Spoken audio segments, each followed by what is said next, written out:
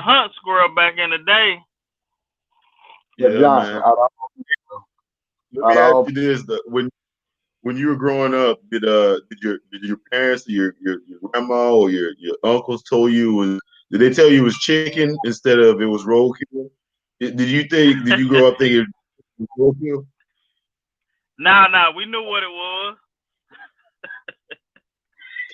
Johnson, bro, please don't do that, bro. Because let me tell you what,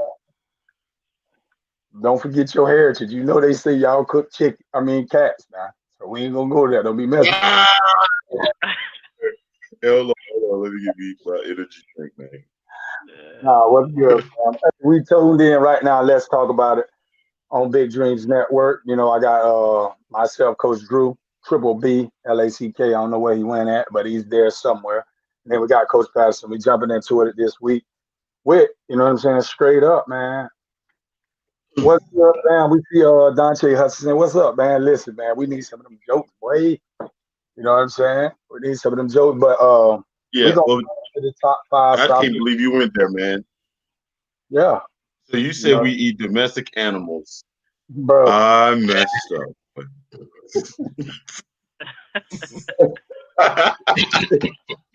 You went to mess with that man about his possum and coons and all that. You know what I'm saying? So I I had was to just get saying, you. though. You know what I'm saying? Country towns and stuff like that, man. You know, they grow. I thought they grew up thinking chicken was pretty much everything tastes like chicken, even roadkill. You know, Stop it, my stop it. Hey man, I got some uncles that can hook that raccoon up. Turtle, man, you think it's just like chicken, man? Hey, Mike Lee, Coach Mike Lee checking in. What up, baby? You know, so last week, man, we had the We Are 239 tryout, man, and it was a fabulous turnout. We had 148 kids show up. We're actually hosting another one January 9th. We're trying to find out the location right now, but we are going to find out, you know, where the location gonna be, and we're gonna put that information out. You should be getting emails in your information box right now for, you know what I'm saying, if you made it or not. So we'll just keep on trucking from there. But please do not bombard us, man. We trying to figure this stuff out because a lot of you guys, once again, didn't fill out the paperwork correctly. But we'll get it situated. You know, this week, let's talk about it. Top five Southwest coaches, man. Before we do this, we're gonna jump into some of these comments right now. We got man, TLB, he need to fix that crooked ass background. Listen, they on your backdrop right now. Hey, Triple B, he on oh your back. yeah, On that he on my background. back. Yeah. Um, let me He just get he's missing his booster. Yeah, tell him to fix his booster seat. You know, so you can see the screen better. you two are not for to start that this morning. Not this morning. But I listen, ain't gonna do that. He, pass and that. I'll go there. And he knows I'm the one though. I am the one. I'm the one that you want to mess with early. Early. So, Coach Patterson, right now you up in GA. Um, how was your holidays? We going, you know, what I'm saying, let's talk about how the holidays because it's a little different right now. You know, people are not being able to experience the same Christmas that they usually do. You know, Right.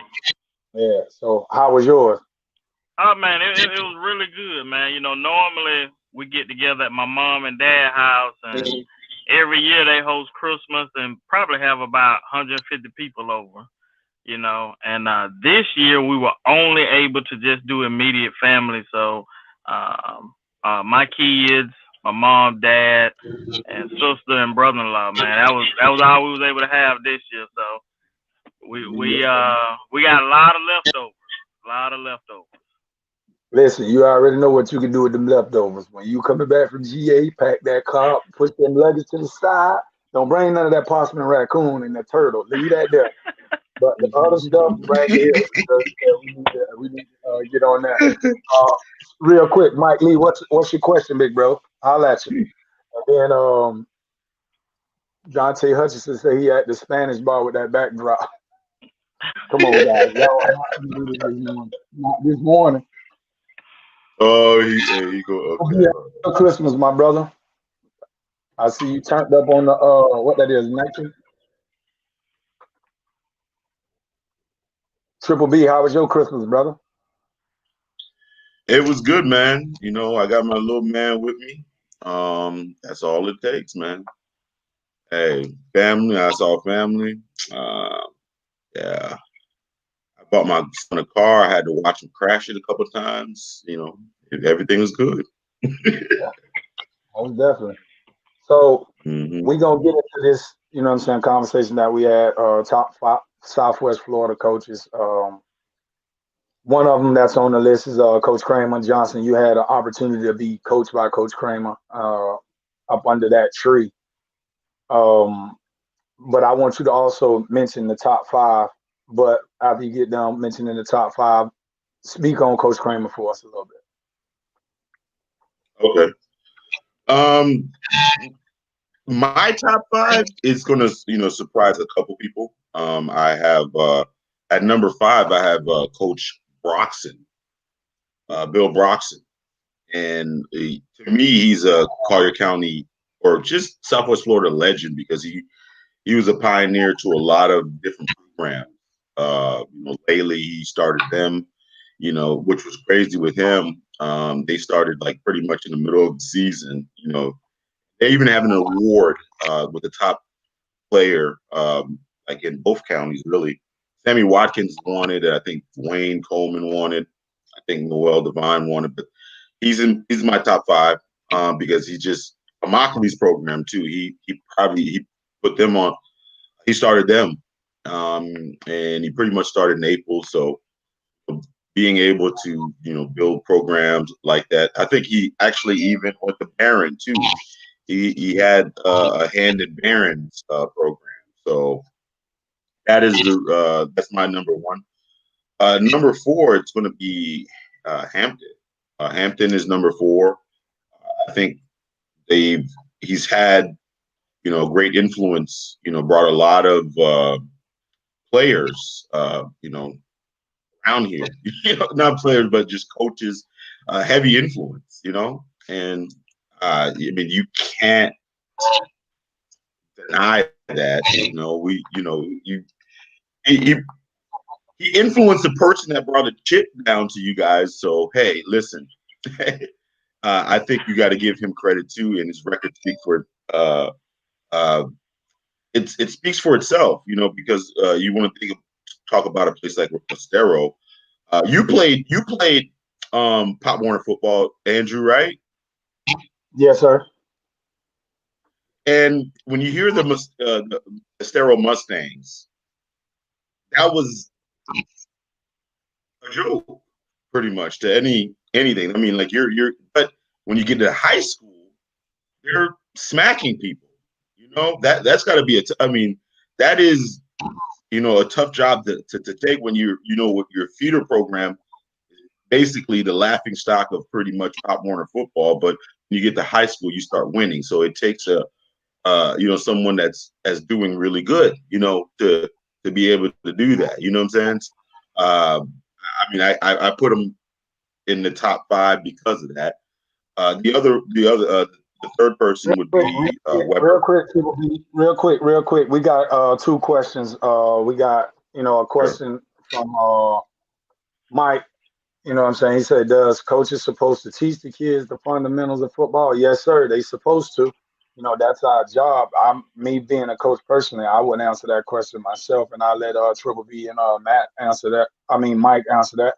Coach Mike, what you think? Oh, most definitely, man. The fundamentals. You know, that's the game. When I as a coordinator, I call my program Master the Fundamentals because if we can master the fundamentals of the game, like we're going to have an opportunity to be successful, and that's with or without talent. So Right. the fundamentals are very important.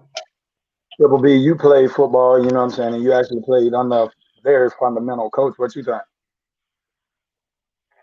No, it's I to me, I think it's essential. I think it's essential, and I think being in a social media era, we don't really. I mean, it's a lost art. You know how they Mhm. say that if you teach a man how to fish, I mean, you give a man a fish, you teach him. I mean, he eats for one day, but if you teach him how to fish, he eats for his whole life. And the Exactly. thing is I think we get inundated so much with these superior athletes on social media. Like I mean, you don't get like it started to me with like like Noel Devine. You don't get those guys. Those guys don't come around like every day. You feel me? And people be thinking, hey, you know what? Like like everybody's Noel Devine, or if you're not Noel Devine, or not saying that he doesn't work hard, but if you're not superior, I mean, athletically gifted like that, you're not anybody. And I think everybody's thinking that these guys don't have to work hard. They're not having to work hard in the gym. They're not having to work on their fundamentals. That you have, it's an essential skill that you have. Where I'm going with this is, I think a lot of coaches, and that's just my opinion, don't even think about the fundamentals. They don't think about the nuances that make a difference. I'll give an example. Coach Dollar, when we used to, I remember, remember this, man. I remember somebody made a big hit, right? He made a big hit, and Coach Dollar comes running over there, and I thought that he was gonna go like pat the guy on the head and congratulate him. Nah, he chewed him out. You know why? The dude crossed his feet as a linebacker. You're making those angles or whatever. He crossed his feet, and then he went ballistic on him. Even though he made a big hit, but those like little nuances and fundamentals are so important to the game. It doesn't. I mean, like you can get a big tackle or make a touchdown just on pure, but consistent over your whole career. Fundamentals has to be like a core thing that you do well in order to be successful. If you're going to make it even to college football, I don't care how great you are. I don't care what your 40 time is. If you are not fundamentally sound, you're not going to anywhere. Right. Coach Coaches need Patterson. to So right understand now, that. yeah, Coach Patterson. So Dante, this is history. This is not just this year. Because we can't say, well, yeah, this is history. So top five Southwest coaches for the history.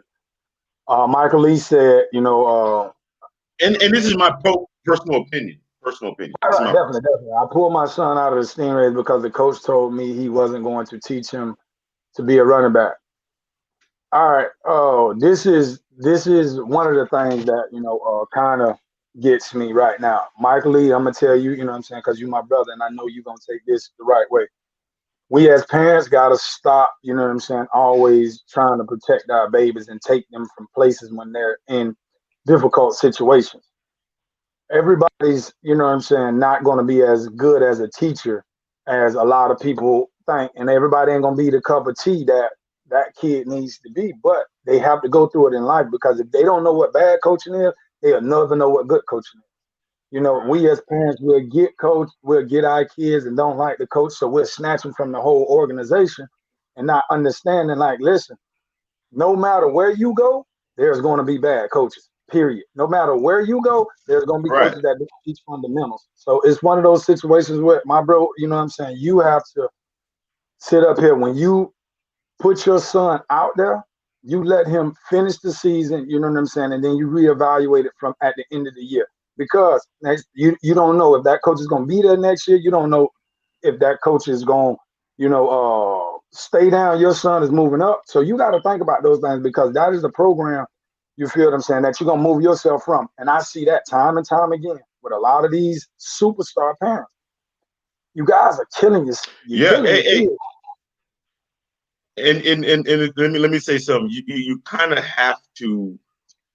Everybody had. I mean, like everybody has like a point of contention. Everybody has a point of contention. Um, Okay, think about this. Think about this, and just in it makes sense a little bit. The number one running back in the country at his age group, right?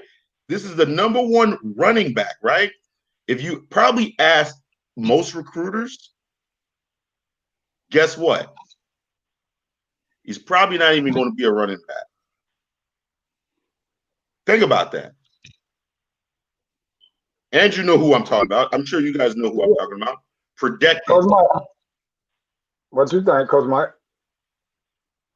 Yeah, the way I feel about it, you gotta let him go through the heat, man. Because sometimes also as coaches are learning also. Like coaches are building their resumes. Coaches they're going back to school. They're going to clinics. They're hooking up with different coaches.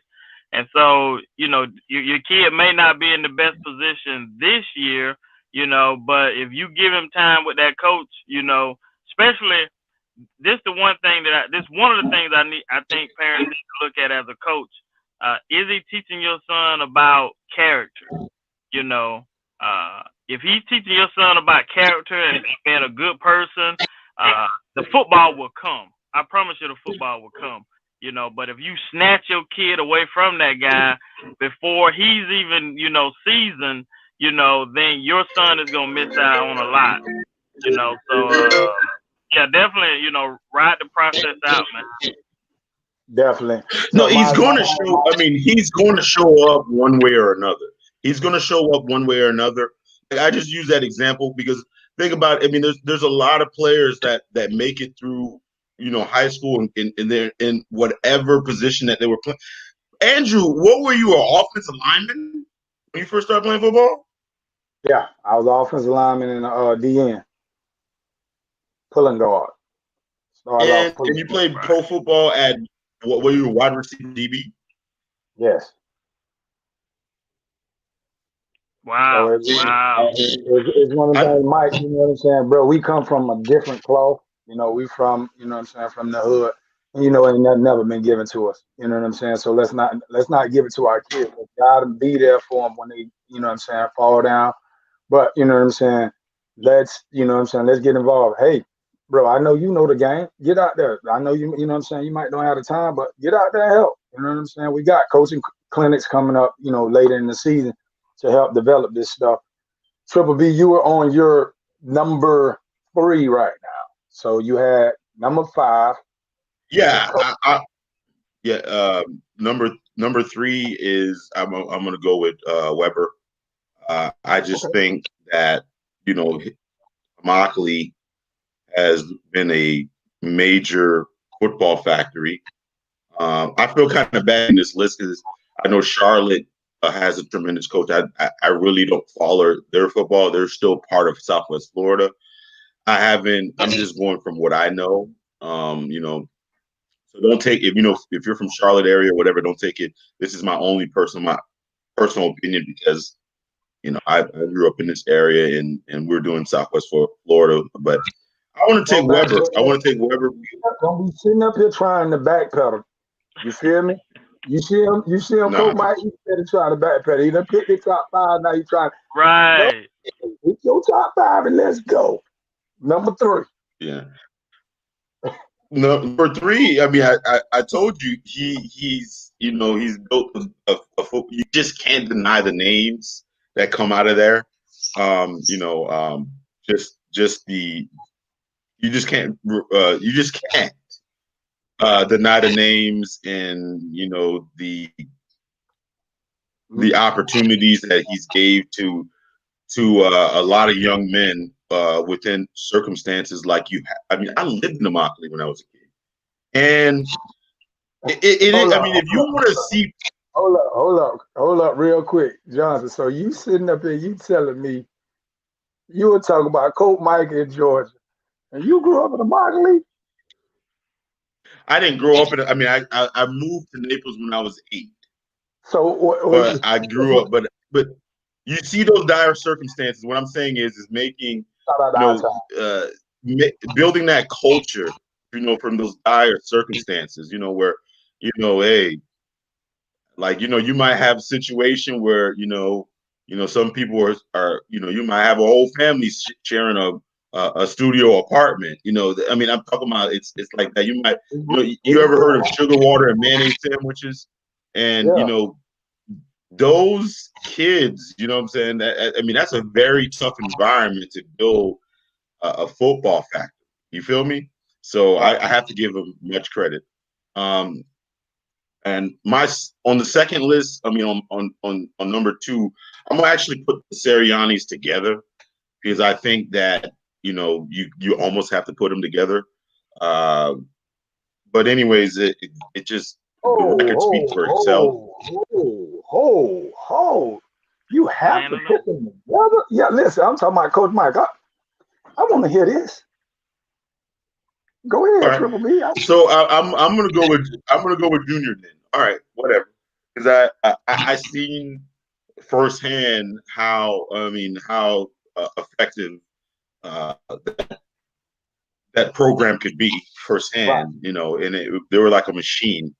They were a machine. And I know your state championship. So you put them together, but who do you put first though? Because you know what I'm saying, like Sam Jr. don't come along if Sam Senior ain't there. Right. So you put them together. So I'm trying to figure out how do you do this. Dang, you put me on the spot now. Okay. You know what? Then I guess the original.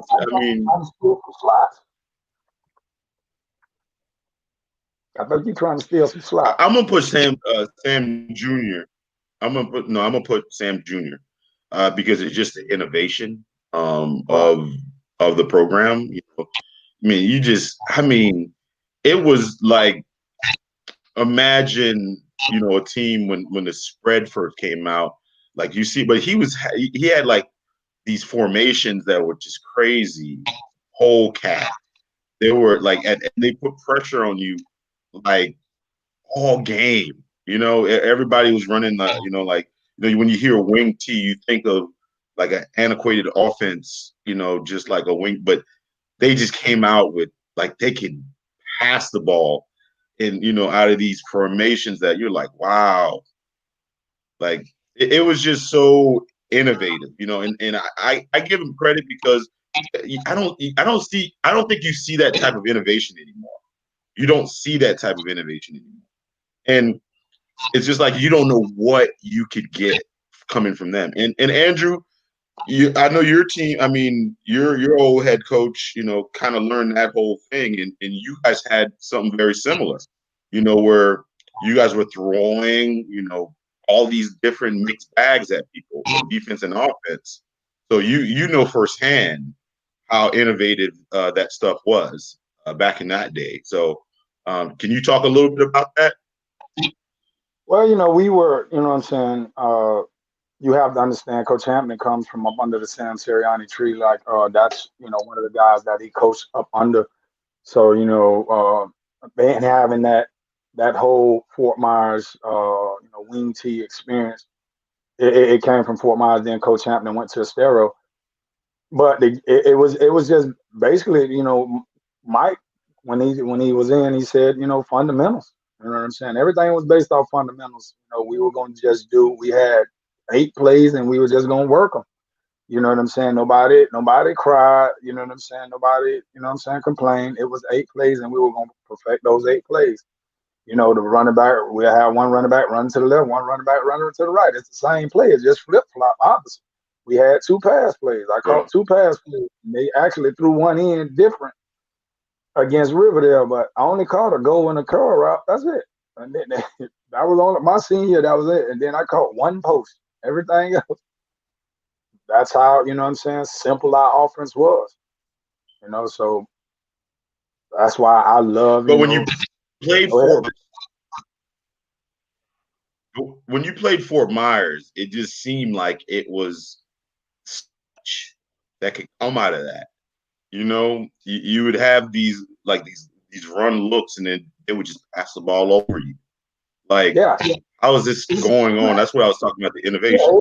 It was you wanted to see innovation. You know, you had to think about it. Once those two great minds came together, Coach Hampton and Sam Sirianni with their staff, you got to understand that was innovation because you guys are running the same thing. You see guys, you play against guys the same week in, week out, and now, you know, you got to go to the drawing board because you know this guy know exactly when you line up like this on the other side of that defense that's wearing a different color, know what you running. So, you know, that's why that game was always low scoring, you know, and it was very, you know, creative because we had to get creative on defense. You had to send blitzes where they didn't think they were coming from. You know, we had to send blitzes from their weak spots. And, you know, we had to run plays to try to score on them. And it was a low scoring game, but yes. And the game has changed tremendously to this day because like I was watching college football yesterday. Not yesterday, but Christmas Eve, and it's just everybody's spread. Everybody's spread. You know, and it's everybody's spread. Like I still don't understand, and I'm trying to figure it out myself. But if I'm in the 5 yard, within 5 yards, I think truly you need to have a package where you go up under center. I ain't the smartest man in the world, but this shotgun, and I'm gonna leave that alone. You know, so the proof. The proof is in the pudding. The proof is in the pudding. If you look at Alabama, huh? I mean, if you look at Alabama, I mean, they might have a spread look, but at the end of the day, when they want to make something happen, what do? They get up under center and they punch you in the mouth. Georgia felt that. You heard me? So who's your last number one? Oh, you talking about my number one it's Coach Kramer, and I want to give a honorable mention to Coach Dollar. But that's it. I mean, he got 8 coaches in 5 slots. Yeah. Jesus. No, I mean it's fun. I mean, I don't want to sound like his. You know, I know you guys are going to make it out for me to sound like his fanboy. You know, we brought up the subject of fundamentals, and basically what I remember is the fundamental part of it, every part of it, because there's fundamentals come not just on the field, but I think one of the fundamental core values that caused a lot of these, I mean, like a lot of the Naples to win so much was how many fundamental values off the field too was very important. One of the things were leadership.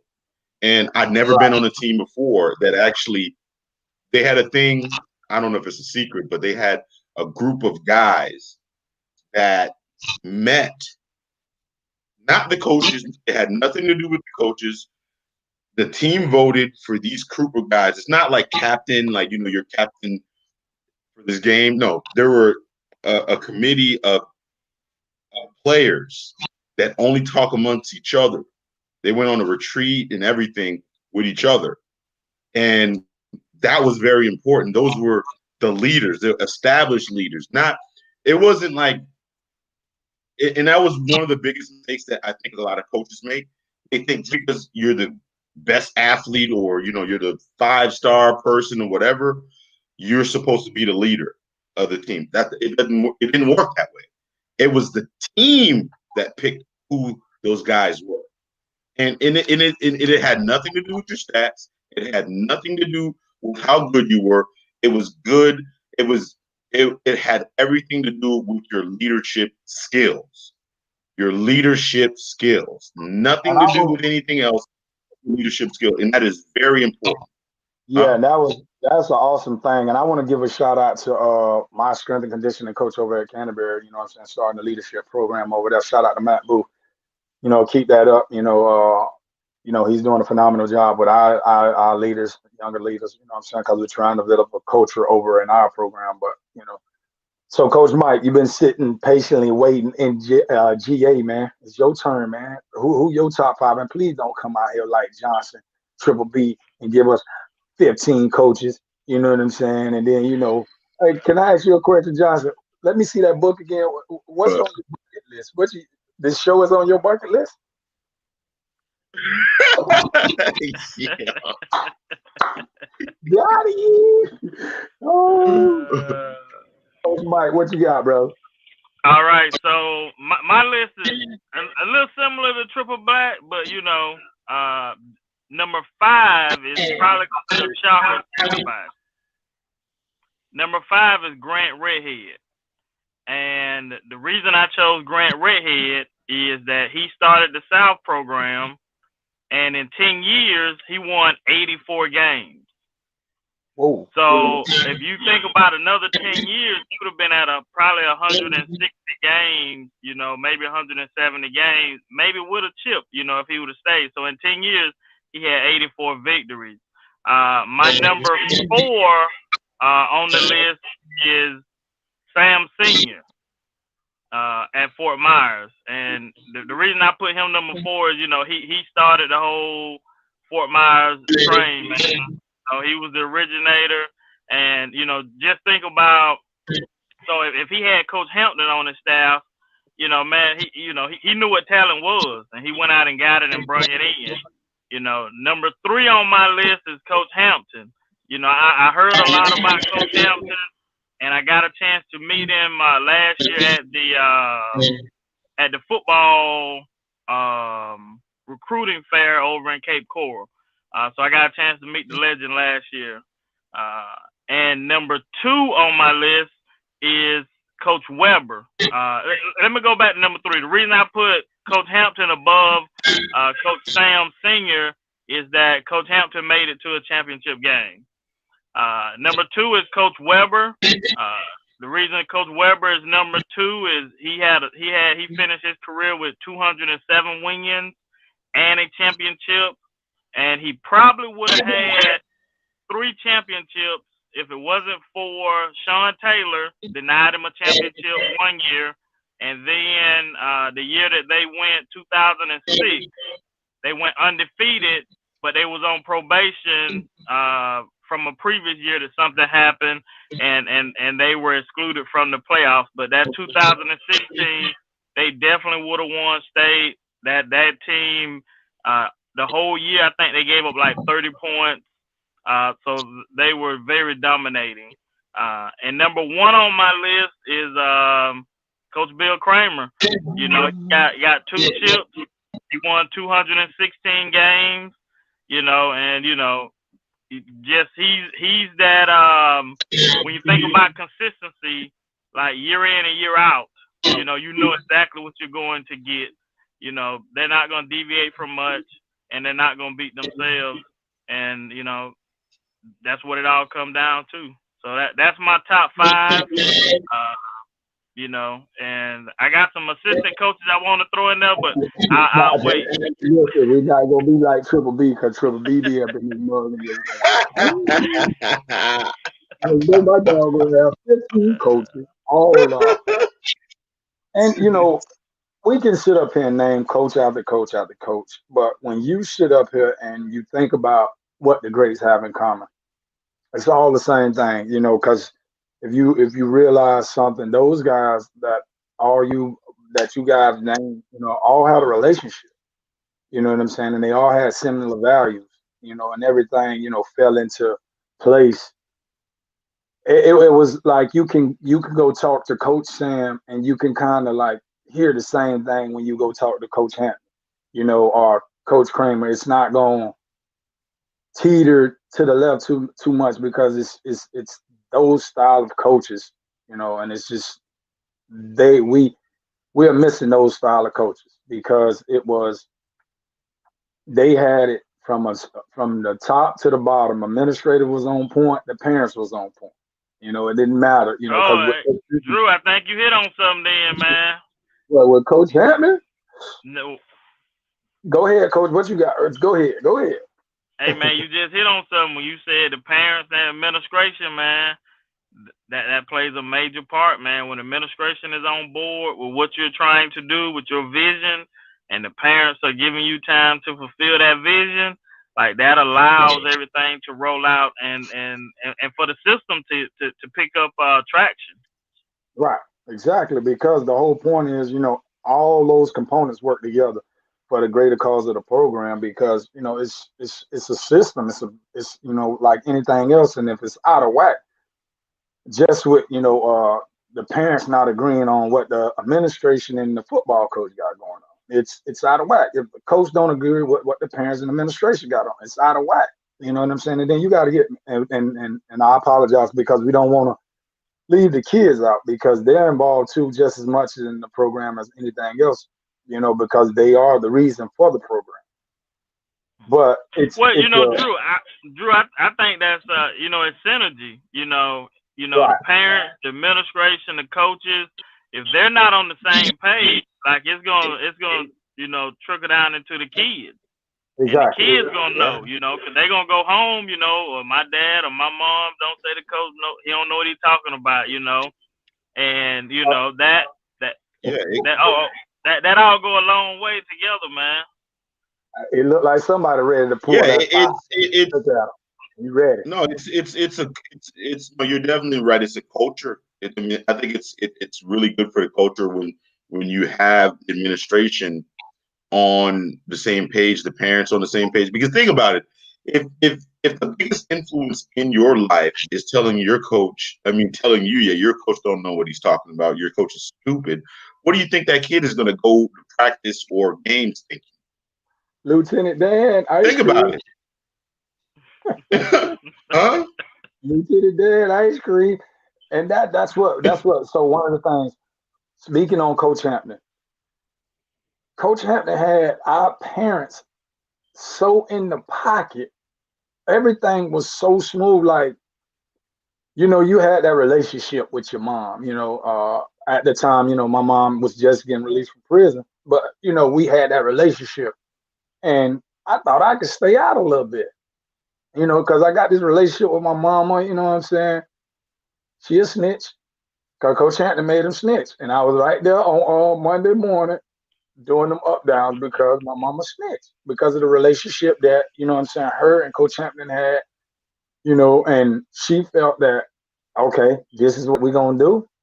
This is the program you're involved with. So, hey, if this man, seems to be the head, we're going to follow him until it's over with. And that's what we did, man. And it'd be funny, man. We used to go out on Thursday night, because we used to stay in St. Carlos and have, Coach Hampton sit home at night and make calls to everybody, parents. He knew what everybody was. It wasn't number 28 or 26 of us, so it wasn't hard, but still.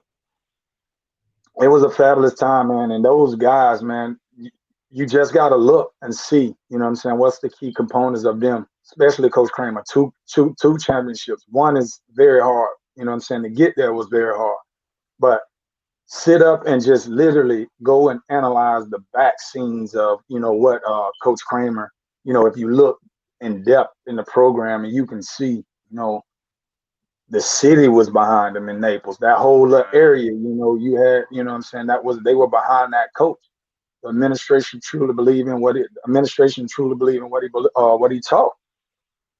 He was there, we smacked him his first year in the league. When he came out and took the job. Johnson was a part of that team, but it was murder she wrote after that. Murder she wrote. He was lining them up and knocking them down. I came back and I was like, Naples, because back in the day, Naples wasn't a powerhouse. It was Barron, Collier, and Laley, to be honest with you. Them was the powerhouses in Collier County. In our town, you know what I'm saying? Them was the three. Anybody else, nobody respected them schools. And then a lot of schools are just being built right now. But when you came to Collier County, boy, Barron, Collier, or Laley, ain't no, ain't no getting through one of them. But now it's, everybody know it ain't no getting through the Golden Eagles. It's when you have those strong coaches that build those foundations, those transitions, even when they leave, are almost seamless, and Coach Hampton, who's the guy that came, he came up under Coach Hampton, and he did a wholesale makeshift difference in offense. I think they went from what your style of offense to like fun and gun, and they were still winning because they had the foundation. Key. for the core foundation built. Like, they went from, ground and pound, like whatever, to just like wide open offense, but they didn't even miss a beat because what that program was still foundationally, like fundamentally strong. And the same thing with Amati, when Weber was on, I mean, his top gun didn't miss a beat. They just kept, because it was a great fundamental, or you want to call it fundamental foundation, core foundation. And I'm not saying that you can play coaches, but when you build that culture, when you build that foundation, even when they leave, it's a seamless like transition, or it's just like business as usual. And that's very important. What are you guys thinking about that? Yeah, and it's what a lot of people don't get is, you know,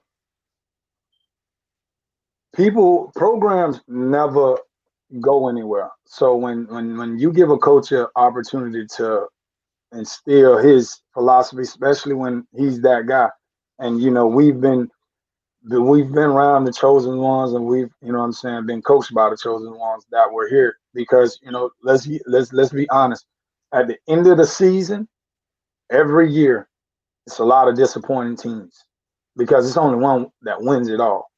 And I had an opportunity to play and lose, and then had an opportunity to coach and win. So, and I had the opportunity this year to be one of those teams that's just sitting home. You know what I'm saying? And it's the lumps and bruises, and it's what you learn from that. And that's the biggest thing about the culture shift of everybody coming together. When you came out of, what I'm saying, that steroid, the reason why the program didn't fall down is because, for one, Coach Hampton had a winning program, and the system was in place, and we were winning. And when you win, people want to come to your school. And then it was now, because it's a lot involved in that. You start winning, people come to your school, but you got to have leaders in place, locker room leaders. And that comes from within, because you're going to have new kids that come in and they think they're going to run this the same way they was at the other schools. You know what I'm saying? Middle school, some of these kids, these ninth graders, don't have no training. They need to be raised right. But that comes from your senior leadership, your mature leaders. And, the administration, because the administration deals with these kids a lot too, day-to-day basis. And academics and athletics and arts go hand in hand, because everybody's not going to be a scientist. Everybody's not going to be LeBron James. Everybody's not going to be Picasso. So when you mix all three of those in the academic field, it changes the game. When you let these kids express themselves any way they feel free, but in you know what I'm saying, parental guidance, make sure, they're on point. We don't want to just be up there wild. But kids come in and they understand the culture. Hey, Drew, I mean, both of you guys are coaches, and I know as a fan, or somebody on the outside looking in watching, think that they see the finished product. Like when you run a play, they think that's because I guess it's a finished product. I mean, I guess going into coaching, did it surprise you how different from what we're looking at from the sidelines is actually on the field? Because they just think that you're running this play, but you got to understand that there's so many things that come to that. Like, the quarterback has to make the right read. If he's not a good leader, and he's not, establishing a good huddle, if the linemen are not blocking right, or if they're not taking the right angles, all these things. And then the fan is just looking and you be like, man, why are they running this, man? Coach Mike, and take us through that a little bit when you guys first got into coaching.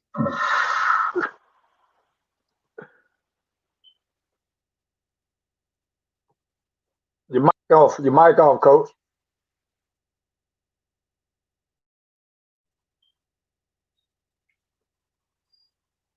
You good?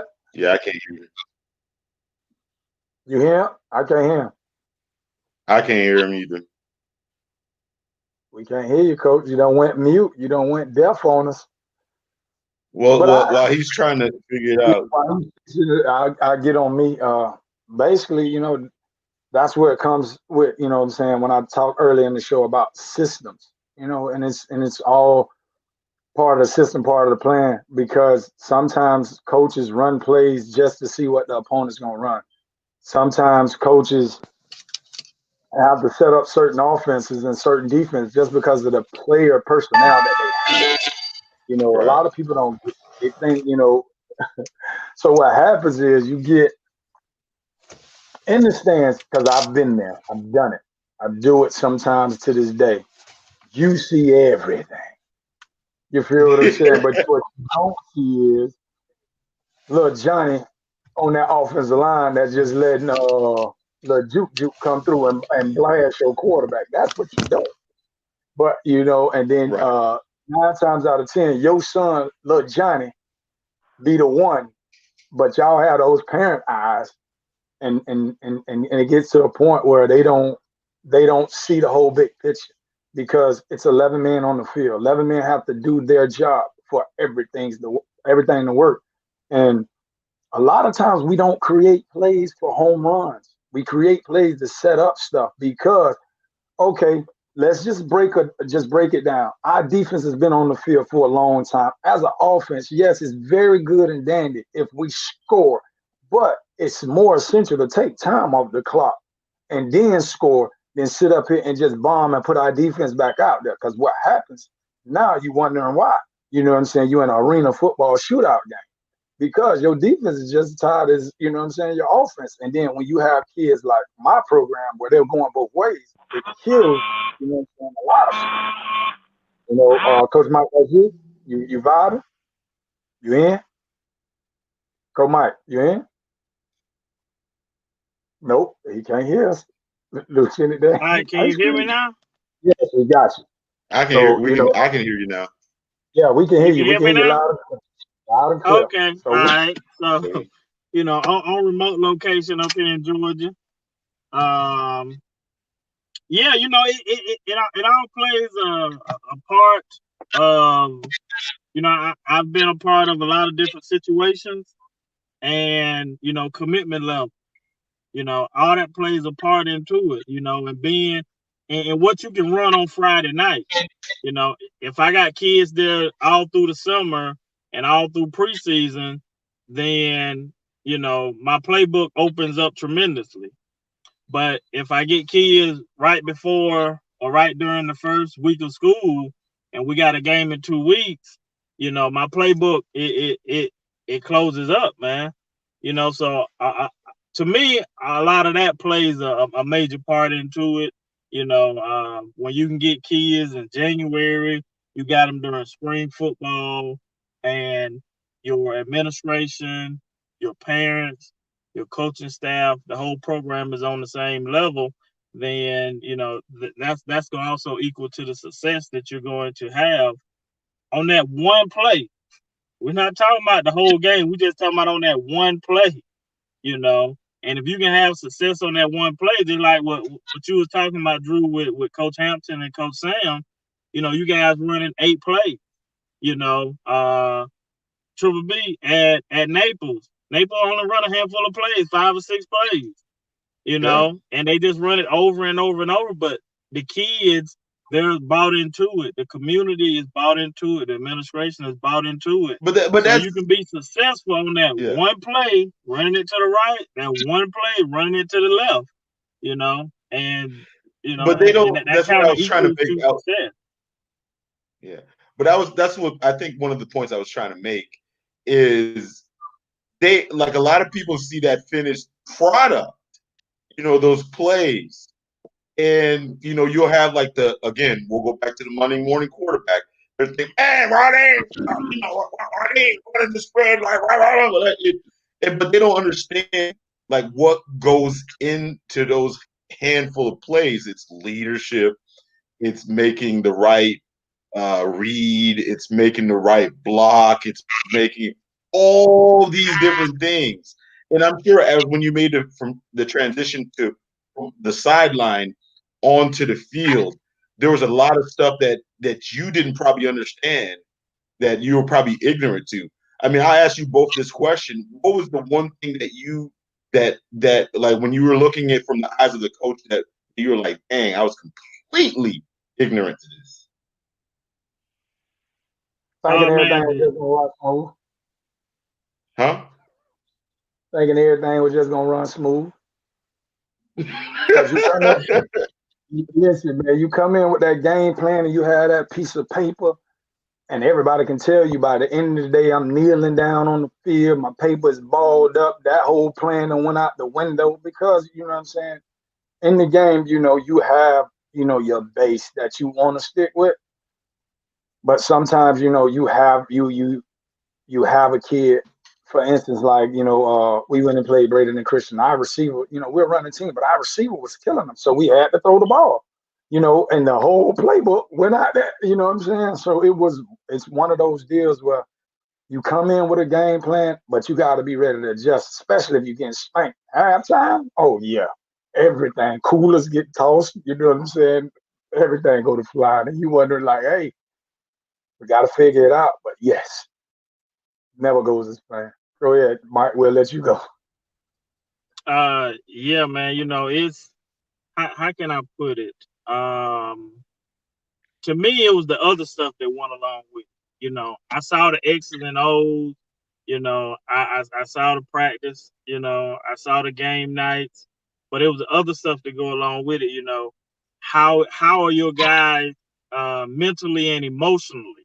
Leading up to that week, because as a player, you see your homeboys. I remember skipping practice a couple times, going, here and there and here, and you're not thinking it's a big deal.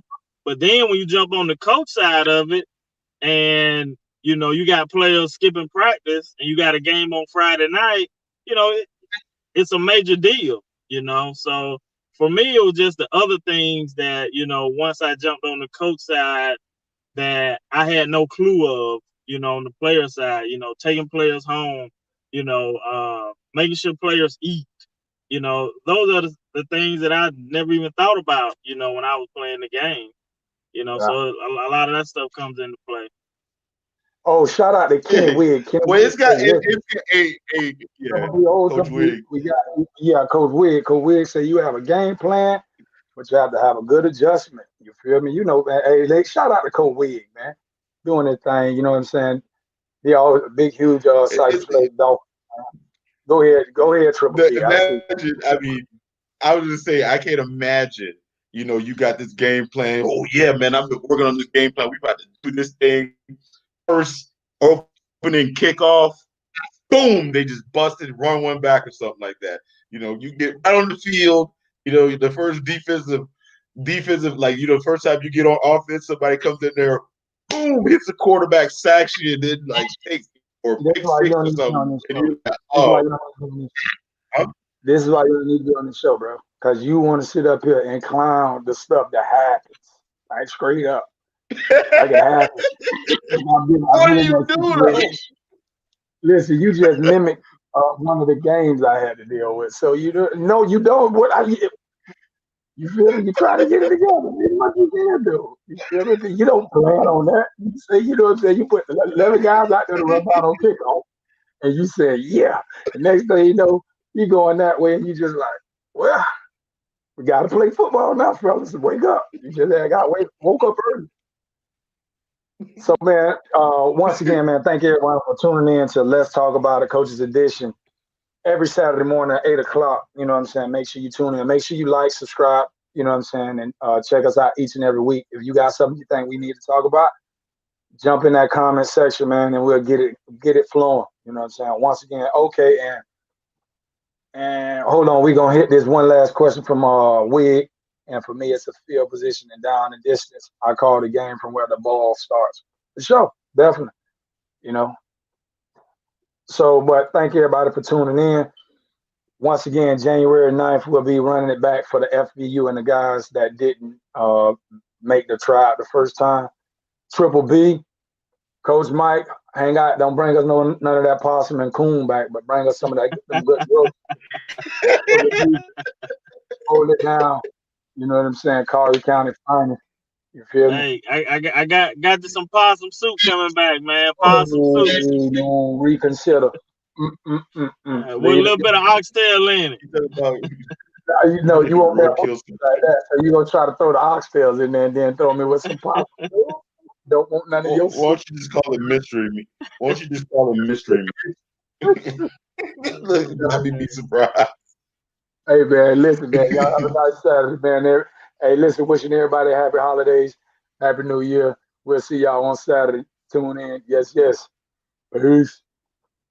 Peace.